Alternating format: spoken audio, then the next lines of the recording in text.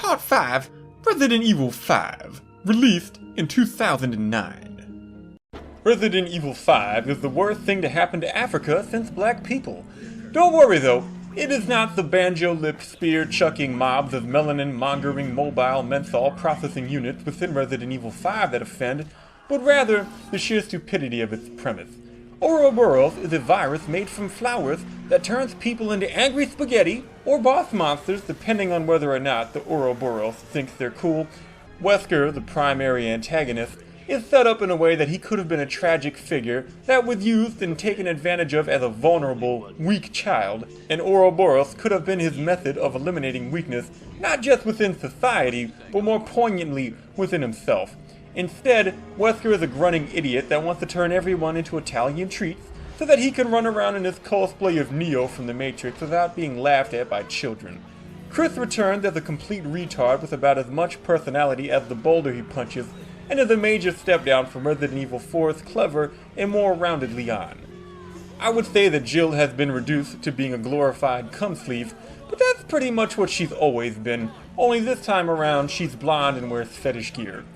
Sheva isn't really a new character per se, she's just a black Jill, a Blill, if you would.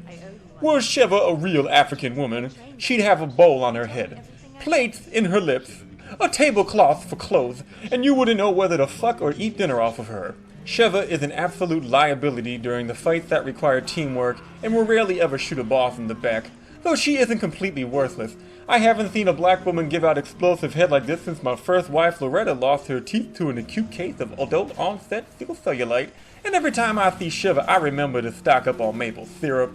You'd think in a game with a strong independent black woman main character you'd be able to move and shoot. And you're right, though you can't run and gun on foot, Resident Evil 5 has an entire level dedicated to the fine African art of the drive-by shooting. Unfortunately, this level is complete monkey balls, and while playing online, you'll rarely find a second player willing to put up with it. You can strafe and switch items in real time, but selecting items from the corner of the item box mid-fight is like pissing with your dick sticking out of a bus window. Sure, you're still having fun, but with all the children screaming at you to get back in the driver's seat and the blaring horns of oncoming traffic and that burning sensation you get as that last drop squeaks out, it makes it hard to concentrate. The enemies haven't gotten any smarter since Resident Evil 4, so there's just more of them. And to be perfectly honest, if I wanted to be attacked by a crowd of mindless, disease-ridden black people, I'd just get on George Soros' bad side. Gameplay and level design-wise, Resident Evil 5 peaks in the Majinji town, and to a lesser extent, the tribal village later in the game. The second level has so many options for interacting with and destroying the environment, so many hidden items and choke points, and so many enemies pouring in from so many places that it makes every other level feel like a glorified corridor. You will rarely find yourself in a situation where enemies can flank you or attack from a distance, and having Sheva around only serves to make the game even easier. Her AI works most of the time, but like most black women, you have to know when to reel her back in. Compare the scenario with Sheva in attack mode, wherein she runs directly into a one-hit kill attack, then again in cover mode, for example. Online play is functional, even if the average person you'll match with randomly is a blithering idiot carrying 9 different guns or eggs exclusively. The majority of the levels look nice and provide enough variations of the base formula to keep things from going completely stale. However, the moment regular enemies get guns, like me the night after Taco Tuesday, the game completely shits the bed.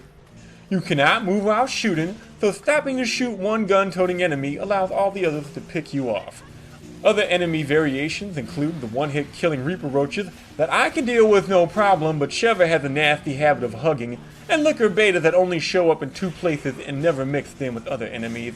Otherwise, like the British forces during the Zulu Wars, you're exclusively fighting black people that ate bugs. Which leads us to part of Resident Evil 5's biggest problem, its complete lack of personality.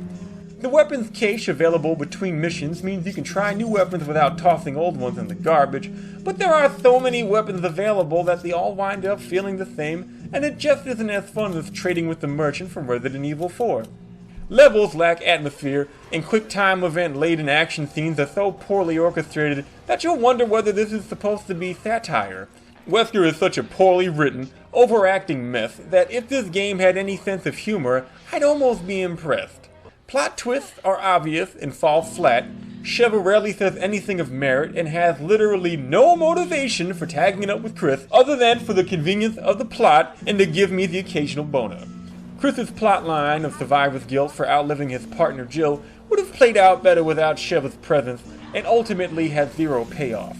He gets a thumbs up from Zero Suit Samus Jill, activates a QuickTime event with Black Jill, then sits alone in a bar waiting for Resident Evil 6 to start. Like the tube socks I use on Saturday night, other modes help round out this already fairly impressive package, but aren't anything special on their own. Capcom completely fucked up Mercenaries mode by making the maps larger, but not increasing the enemy spawn rate. The optional No Mercy difficulty had the complete opposite problem, as it throws so many enemies at you at a time, all you need to do is toss out your weaker weapons and spam your strongest attacks in order to rack up big points. You can clear any level simply by standing in place with Chris's shotgun and occasionally turning back to shoot the enemy that spawned behind you. The Mercenaries Reunion mode is a disappointment as well, due to its lack of No Mercy mode or any new levels. They really should have just rolled the new characters into the original mode, and apparently the PlayStation 4 port does just that. Versus mode is a player versus player version of Mercenaries mode, which serves to highlight the major flaw of being unable to move and shoot. Often, you'll stand toe-to-toe with your opponent, and both of you will wind up shooting over the other's shoulders. Lost in Nightmares consists of some nice-looking but completely empty rooms, a few insultingly simple puzzles, and a walking anal wart that you get to squish with a brick. The weaponless sections and the run rather than fight design is a nice touch, but ultimately, there's nothing special about this mode.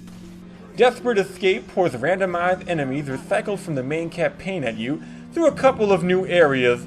The final standoff is well designed, but Josh and Jill play exactly like Chris and Sheva, save for the fact that Jill isn't black and Josh isn't a blatant homosexual.